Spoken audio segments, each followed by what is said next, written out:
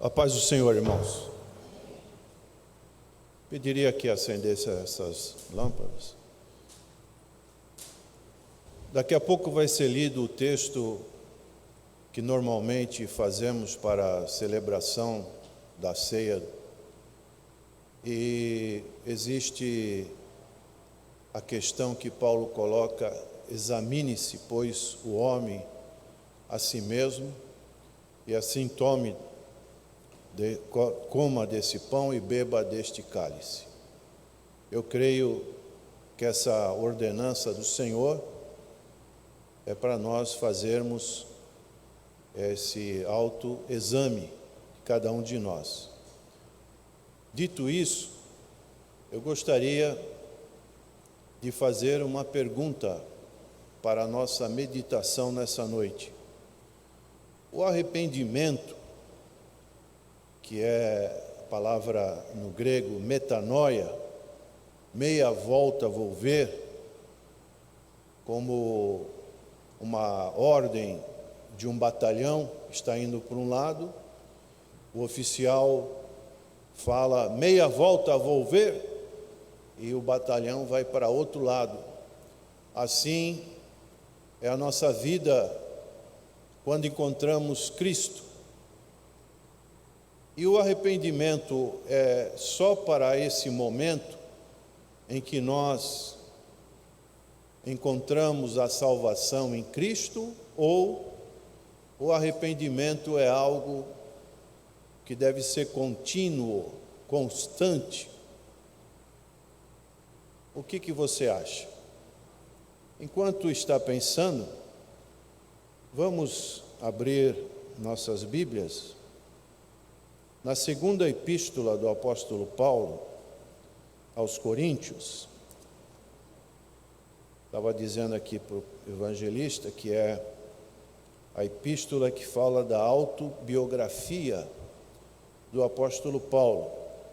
No seu capítulo 7, versículo 10, diz assim: porque a tristeza, segundo Deus, opera arrependimento para a salvação, da qual ninguém se arrepende, mas a tristeza do mundo opera a morte.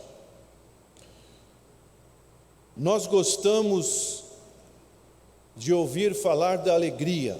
A Bíblia fala muito da alegria. Neemias 8:10, a alegria do Senhor é a minha força. Alegrai-vos sempre no Senhor, Filipenses capítulo 4. Mas pouco ouvimos falar da tristeza. Eu creio que nós estamos vivendo numa época, na minha idade, já vivenciei bastante nesse mundo, uma época de muita tristeza, muita dor, muito sofrimento, muita perda. E o perigo que pode haver é nós ficarmos insensíveis com a dor alheia. Para nós, tanto faz como tanto fez. Isso é muito perigoso. Então, Paulo está dizendo que a tristeza, segundo Deus, opera arrependimento. Diferentemente do remorso.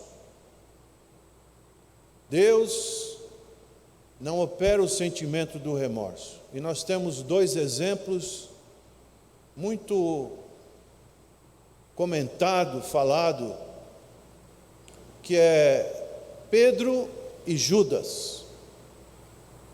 Ambos negaram o Senhor, mas Pedro arrependeu-se. João capítulo 21 fala sobre isso. E Judas sentiu o remorso. E aqui está dizendo que a tristeza do mundo opera a morte.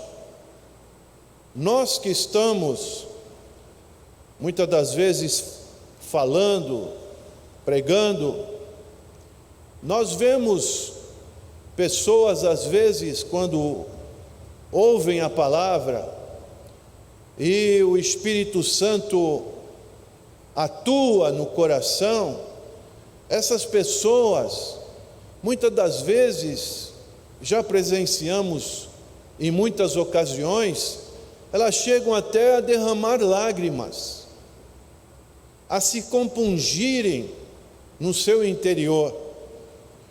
Mas a questão é, essa tristeza, ela opera a fé em Cristo? Essa tristeza, ela opera a salvação? Essa é a grande questão. Então a tristeza, segundo Deus, ela deve ser, em primeiro lugar, interior, dentro do nosso ser. O Senhor Jesus, quando falou do Sermão do Monte, ele falou dos judeus que faziam jejum, eram extremamente religiosos, davam os seus dízimos, ajudavam os pobres, faziam os seus jejuns, mas aquilo era apenas exterior, tinha uma aparência de piedade, mas os seus corações, não existia algo profundo, como acontece no nosso corpo. Nós sabemos que tanto as artérias como as veias, elas irrigam não somente as partes superficiais do nosso corpo, mas elas irrigam algo profundo do nosso ser. E nós, na fé cristã, não podemos ficar na superficialidade, na aparência, mas tem que ser algo profundo, algo que mexa realmente nas nossas entranhas. E nós podemos ver o exemplo quando Pedro, usado poderosamente por Deus, aquele que era antes envergonhado de falar que era um companheiro, um discípulo do Senhor Jesus, lá em Pentecoste, na cidade de Jerusalém, diante de uma grande multidão, devido à Páscoa, devido à festa de Pentecoste, Pedro faz aquele discurso inflamado, e quando vai chegando lá para o versículo, capítulo 2, versículo 36 e 37, os judeus disseram, como que dizendo: para, que faremos nós? Nós fomos aqueles que crucificaram o Messias. Então eles se compungiram profundamente no seu coração. Foi uma tristeza interior. Vemos o apóstolo Paulo escrevendo em Romanos, capítulo 7, versículo 23, ele diz assim: mas vejo nos meus membros outra lei que batalha contra a lei do meu entendimento e me prende debaixo da lei do pecado que está nos meus membros. Então é algo profundo que essa tristeza que vem da parte de Deus, como diz Paulo, deve produzir em nossos corações. Ela também deve ser sincera, uma tristeza pela ofensa à lei de Deus. A alma que pecar, essa morrerá. Deus deixou a lei através de Moisés para nos mostrar o quanto nós somos pecadores, o quanto na nossa religiosidade, na nossa meritocracia, não podemos agradar a Deus. As nossas justiças, como diz Isaías 64, são como trapos de imundícia diante de Deus. E nós ofendemos a Deus, estamos debaixo da lei de Deus. E agora nós temos que entender que essa tristeza, ela deve ser sincera. Um ladrão, quando ele é descoberto, ele fica triste, não porque ele era algo que ele estava roubando, mas pelo fato de que ele vai ser condenado. Então, essa tristeza é que faz com que ele fique abatido, porque ele foi pego. Então, Paulo está dizendo ali para Coríntios que essa tristeza, ela deve ser algo sincero, algo que venha dos nossos corações. E vem à memória dois exemplos, um positivo e um negativo. José do Egito. E eu fico admirado como esses personagens, especialmente lá no Gênesis, que tinham pouco conhecimento de toda essa graça salvadora de Cristo Jesus, ele teve aquela oportunidade diante da mulher de Potifar, de ser agarrado, de ser convidado por ela, mas a palavra de Deus diz que ele disse: como eu faria tal pecado diante do meu Deus?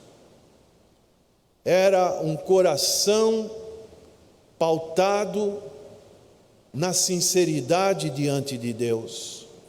Nós vemos quando Davi pecou, ele sentiu profundamente, como diz no Salmo 51, versículo 3, falando de como ele tinha ofendido a Deus, ele diz: porque eu conheço as minhas transgressões e o meu pecado está sempre diante de mim. Então é algo que traz essa lembrança, por mais que Deus possa nos perdoar, mas a tristeza pelo pecado, como aconteceu com Davi. A tristeza, ela também deve ser confiante. A tristeza que vem de Deus é confiante. Nós podemos ler em Marcos, capítulo 9, aquele pai do lunático. Ele era um homem que tinha fé, que cria, mas nós vemos em Marcos capítulo 9, versículo 24, a palavra de Deus nos diz: e logo o pai do menino, clamando com lágrimas. Importante essa observação de Marcos, com lágrimas disse: eu creio, Senhor, ajuda a minha incredulidade. Então, a tristeza que Deus promove no nosso coração deve ser confiante também. A tristeza que vem da parte de Deus, ela também tem vários graus. Por isso que nós vemos na nossa vida cristã, naquilo que nós podemos realizar através de obras para Deus, e isso vai muito das nossas experiências com Deus. Então nós dizemos que existe graus de tristeza, de sofrimento que muitas das vezes Deus promove nas nossas vidas, como aconteceu com o apóstolo Paulo. Ele era um perseguidor. Ele escreveu essas palavras com muita experiência, não foi nada teórico, que ele ouviu de outra fonte, mas ele mesmo passou por isso. Ele foi perseguido. E ele fala aqui de várias situações, de perigos, de fome, de miséria, de nudez, de chicotada, que ele teve que passar, e por último, ser decapitado pelo amor ao Evangelho de nosso Senhor e Salvador Jesus Cristo. Então existe esses graus de tristezas, e nós precisamos entender que o pecado nos afasta de Deus.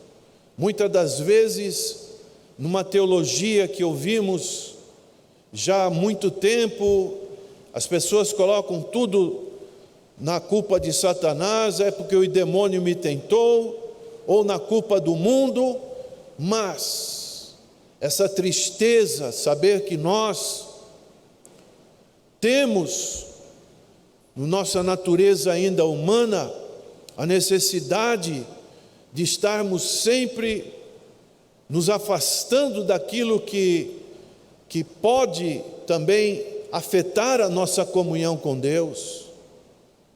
E meditando neste assunto, a tristeza, segundo Deus, para nos afastar do pecado, a palavra de Deus nos diz, e não sou eu que estou dizendo, mas a palavra de Deus nos diz, que essa tristeza deve ser maior do que a perda de entes queridos. Como é triste você perder um ente querido, ou você se pôr numa situação, como ontem eu tive a oportunidade de falar com a nossa irmã Simone, esposa do pastor Wilson. Eu pensei que ele estivesse em Manaus, mas ele estava em Belém do Pará, distante de casa, numa situação extremamente difícil, sem conhecer ninguém. Mas eu vi aquela irmã, o consolo, conforto, nesse momento tão difícil. E nós devemos orar, não só por essa irmã, mas pelo irmão Ney, pela família do irmão Passo, pela irmã Lourdes, pela recuperação, pastor Miranda, pessoas que passaram por situações tão difíceis. Mas nós vemos na Bíblia, em Jeremias, aliás, em Isaías, primeiro, capítulo 22, versículo 12, diz assim, a respeito da tristeza variada em graus do pecado: e o Senhor dos exércitos, vos convidará naquele dia ao choro, e ao pranto, e ao rapar da cabeça, e ao cingidouro do cilício, que era uma espécie de capa que eles colocavam antigamente para mostrar a sua dor. E Jeremias, capítulo 16, versículo 6, diz assim: e morrerão grandes e pequenos nesta terra, e não serão sepultados, e não os prantearão, nem se farão por eles incisões, quer dizer, algo que mexe nos sentimentos daquele que perde o ente querido, nem por eles se raparão os cabelos. Agora veja comigo este versículo do capítulo 22 de Jeremias, versículo 10, o que diz a palavra do Senhor: não choreis o morto, nem o lastimei, chorai abundantemente aquele que sai, porque nunca mais tornará, nem verá a terra onde nasceu. Isso nos fala da tristeza que vem diante de Deus, em vários graus que nós devemos ter com relação àquilo que pode nos afastar da comunhão com Deus e da comunhão com a igreja. A tristeza que vem de Deus, ela também exige restituição. Muitas das vezes neste mundo, nós podemos fazer algo que está sendo injusto com pessoas. São situações que muitas das vezes nós nem percebemos. Por isso a palavra de Deus deixou registrado a conversão de Zaqueu. Qual foi a primeira palavra que Zaqueu pôde dizer para Jesus e para os presentes em sua casa? Se eu tenho defraudado alguém, restituo quadruplicadamente. Metade dos meus bens eu dou aos pobres. A tristeza que vem diante de Deus também exige restituição. Algo que nós temos que pensar. E para concluir, a tristeza que vem diante de Deus, que é o ponto principal dessa mensagem, ela é permanente. Nós estamos num tempo de prantear, de chorar, diante de toda essa situação que está ao nosso derredor.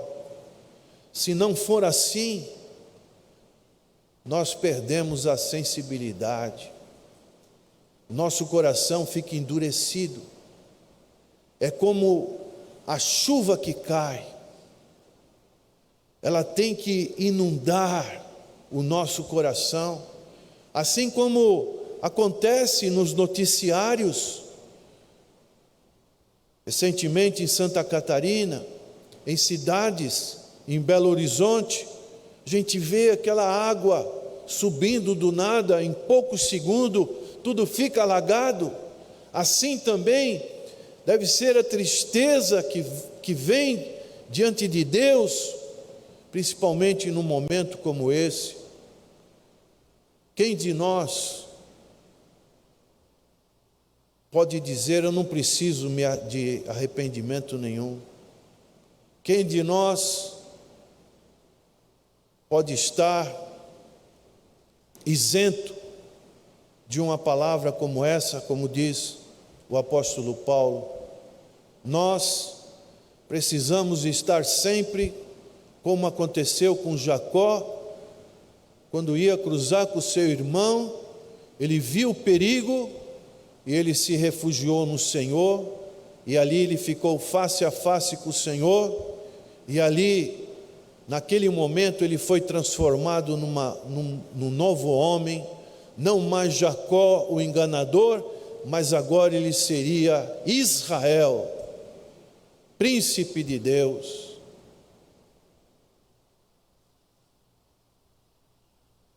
Assim como Jesus, quando encontrou, ou Tomé, quando encontrou o Senhor Jesus, Tomé não estava presente, e numa outra refeição o Senhor estava ali com os seus discípulos, e o Senhor disse para Tomé: Tomé, vem aqui, Tomé, toca no meu lado. toca nas minhas mãos. E o que fez Tomé? Senhor meu, Deus meu. Uma tristeza que vem da parte de Deus, que deve sempre estar sendo procurada, porque isso é uma responsabilidade nossa.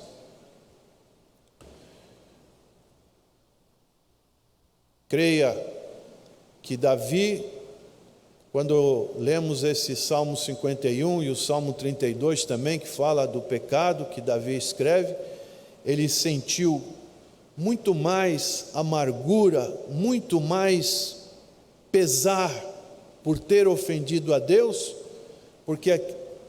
do que aqueles momentos em que ele passou ali do lado de Betseba.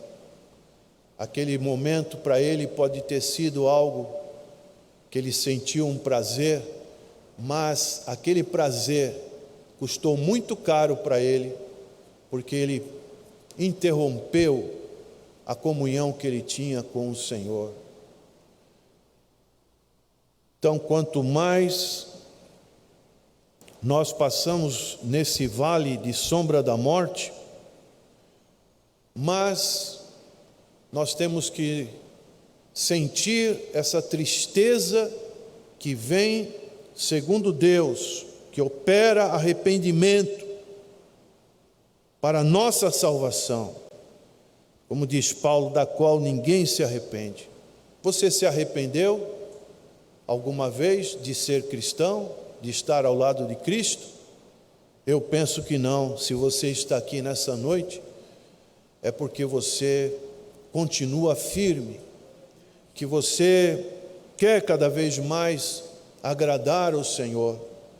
E uma outra e última tristeza que vem de Deus, que nós vamos sentir na nossa vida, é quando nós estivermos próximo da nossa morte, se estivermos conscientes, nós vamos chorar, prantear diante do Senhor, porque o Senhor agora vai estar nos promovendo para a sua glória. Então aceite a tristeza que muitas das vezes é Deus que está operando em nossas vidas, e às vezes nós não queremos absorver essas tristezas. E a tristeza do mundo é uma tristeza que só opera a morte.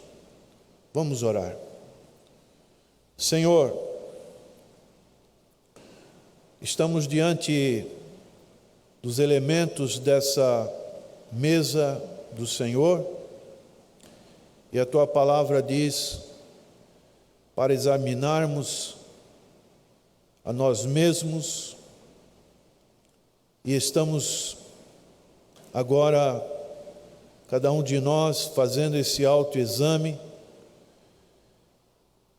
e se necessário, que o Senhor esteja promovendo em nosso coração um verdadeiro arrependimento de coração, um arrependimento sincero, um arrependimento que seja profundo, um arrependimento, se tivermos defraudado alguém, restituir, e um arrependimento que seja sempre permanente em nossos corações, sempre nos humilhando diante do Senhor, sabendo que foi pago um alto preço para que este momento pudéssemos ter essa comunhão com o Senhor.